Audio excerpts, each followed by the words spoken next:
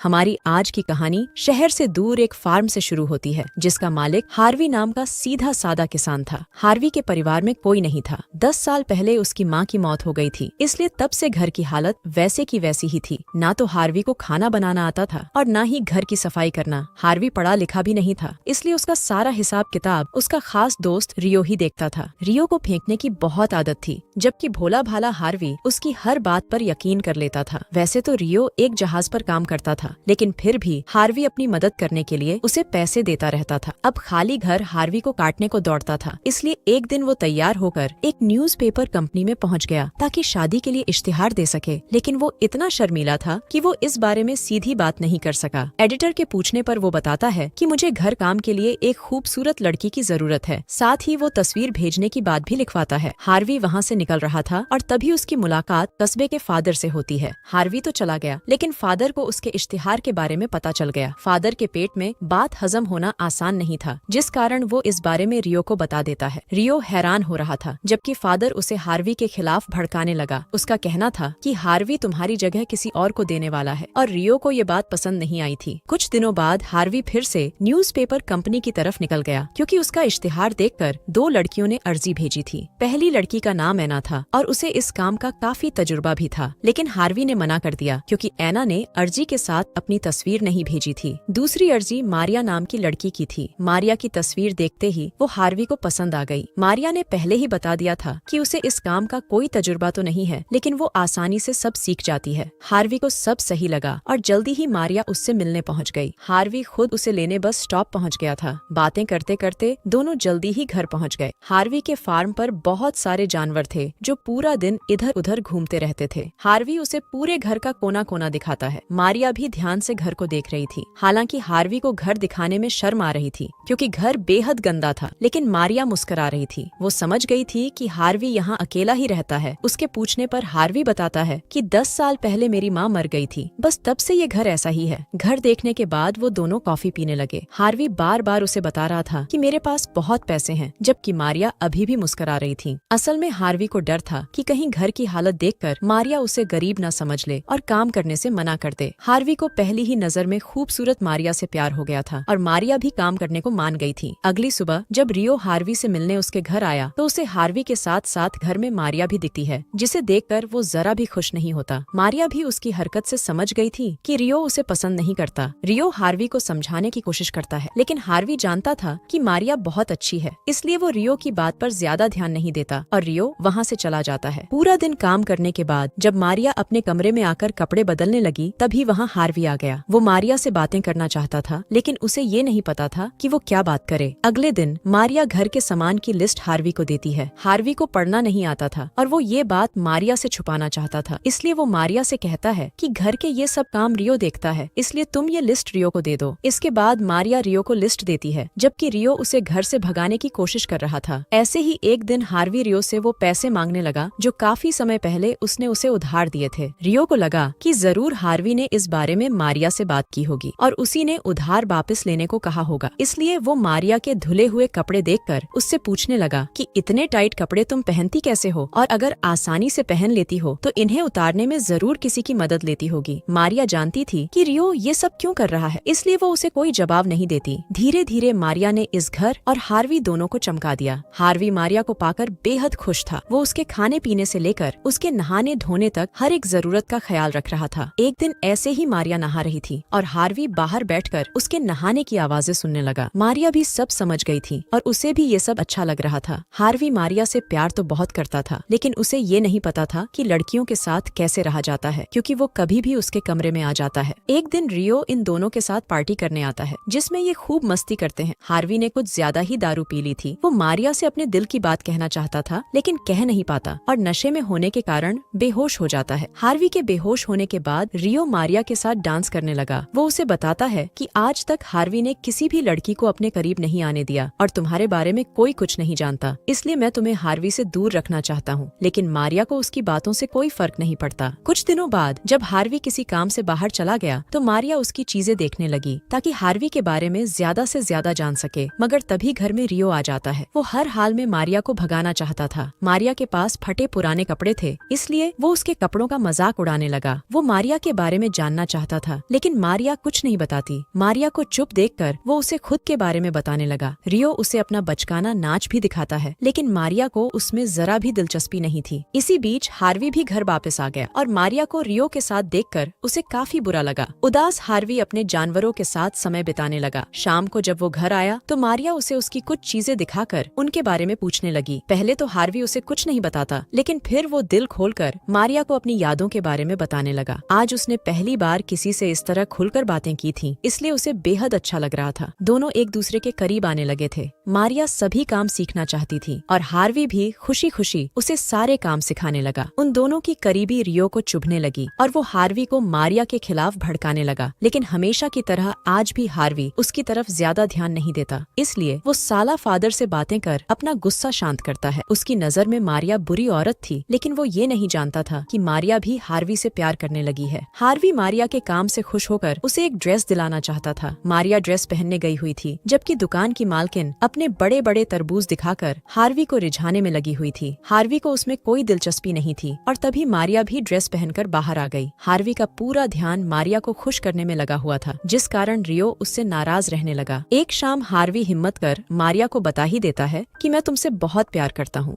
और मारिया ने भी अपने दिल की बात बता दी। वो उसे किस करना चाहती थी, लेकिन हार्वी शर्मा गया। आज तो वो खुद को मारिया से दूर रखता है, लेकिन ज्यादा दिनों तक ऐसा नहीं कर पाता। मारिया सब समझती थी, इसलिए वो बार बार उसे रिझाने की कोशिश करने लगी। और एक दिन मारिया का खूबसूरत बदन देखकर हार्वी खुद को रोक नहीं पाया। मारिया जानती थी कि ये हार्वी का पहली बार है, इसलिए वो पहले अपने कपड़े उतारती है और फिर हार्वी का हाथ अपने बदन पर रखती है, जिसके बाद हार्वी मारिया पर टूट ही पड़ता है। मारिया की गुफा में धमाके कर हार्वी खुश तो था ही, लेकिन उसे थोड़ी सी शर्म भी आ रही थी। अब तो ये दोनों पूरा दिन एक दूसरे का पानी निकालते रहते थे। हार्वी को यहाँ भी मौका मिलता, वो वहीं पर मारिया के साथ शुरू हो जाता। ऐसे ही एक दिन वो दोनों तबेले में अपनी घोड़ा गाड़ी चला रहे थे और तभी रियो आ जाता है। उसे भी पता चल जाता है कि रियो मारिया के साथ क्या कर रहा था। उनको साथ देखकर रियो बेहद गुस्सा करता है। वो हार्वी से कहने लगा कि मारिया सिर्फ तुम्हारे पैसे से प्यार करती है, क्योंकि तुम जैसे कम अक्ल से कोई भी प्यार नहीं कर सकता। इसके साथ ही वो साला मारिया के बारे में काफी बुरा भला भी कहता है, जिसे सुनकर हार्वी को एहसास हो गया कि रियो उसके बारे में क्या सोचता है। वो उससे कहता है कि अगर तुम मेरे सच्चे दोस्त होते तो तुम मेरी खुशी में खुश होते, न कि इस तरह मुझसे झगड़ा करते। रियो के जाने के बाद हार्वी मारिया को अपनी माँ की रिंग देकर शादी की बात करता है। मारिया हार्वी से शादी तो करना चाहती थी, लेकिन वो खुश नहीं लग रही थी। शायद कोई बात थी जिसने उसे परेशान कर रखा था और हार्वी इस बारे में कुछ नहीं जानता था। इसके अगले ही दिन मारिया रियो से मिलती है। वो चाहती थी कि रियो हार्वी का उधार चुका दे, लेकिन रियो का ऐसा कोई इरादा नहीं था। वो गुस्से में आकर उसे धंधे वाली कहता है, जो हार्वी का फायदा उठाना चाहती है। ये सुनकर मारिया को भी गुस्सा आ गया और वो रियो की अच्छी खासी धुलाई कर वहाँ से जाने लगती है। और रियो भी उसे बुरा भला बोलते हुए कह देता है कि मैं भी तुम्हारे बारे में सब जानकर रहूंगा। उस दिन से रियो ने मारिया की जिंदगी में दखल देना शुरू कर दिया। उसे पता चल गया था कि मारिया शादीशुदा है। रियो की बात ने मारिया को डरा दिया था, क्योंकि अब वो ये बात कभी भी हार्वी को बता सकता था। हार्वी को किसी काम से शहर जाना था और उसके जाते ही मारिया घर छोड़कर चली जाती है। जब हार्वी वापस आया तो उसे मारिया की जगह उसका लिखा खत मिलता है। कुछ देर बाद जब रियो हार्वी से मिलने आया तो हार्वी उसे खत पढ़ने को कहता है। खत में मारिया ने अपनी शादी के बारे में लिखा था, जिसे वो खत्म करने जा रही थी, क्योंकि वो उस शादी से खुश नहीं थी। मारिया ने ये भी लिखा था कि वो हार्वी से बहुत प्यार करती है, इसलिए वो जल्दी ही उसके पास लौट आएगी। लेकिन घटिया रियो हार्वी से झूठ कहता है कि मारिया उसके पैसे चुराकर भाग गई है और वो कभी वापस नहीं आएगी। रियो खत फाड़ने लगता है, लेकिन तभी हार्वी ने उससे खत छीन लिया। जैसे ही रियो वहाँ से जाने लगा, तभी हार्वी उससे कहता है कि भले ही मैं पढ़ लिख नहीं सकता, पर मैं बेवकूफ नहीं हूँ, इसलिए मैं तुम्हारी किसी भी बात पर यकीन नहीं करने वाला। हार्वी का दिल तो कर रहा था कि वो रियो को गोलियों से भून डाले, लेकिन वो ऐसा करना नहीं चाहता था। हार्वी को अपने प्यार पर पूरा यकीन था। उसे पूरी उम्मीद थी कि एक दिन मारिया उसके पास जरूर लौट कर आएगी और उसे सारा सच भी बताएगी। हार्वी के लिए मारिया का इंतजार करना आसान नहीं था, लेकिन फिर भी उसने हिम्मत नहीं हारी और आखिर में एक दिन मारिया उसके पास लौट के आई। हार्वी ने उसके आते ही उसे खत पढ़ने को कहा, जिससे मारिया समझ गई कि हार्वी पढ़ा लिखा नहीं है। जब मारिया ने उसे पूरा खत पढ़कर सुनाया तो हार्वी ने उसे फिर से अपना लिया और इसी के साथ इस कहानी का यही अंत हो जाता है। हमारी वीडियो देखने के लिए बहुत बहुत धन्यवाद। अगर आप ऐसी ही वीडियोस के दीवाने हैं तो प्लीज मेरे चैनल को जरूर सब्सक्राइब करें। मिलते हैं अगली वीडियो में, तब तक के लिए नमस्कार।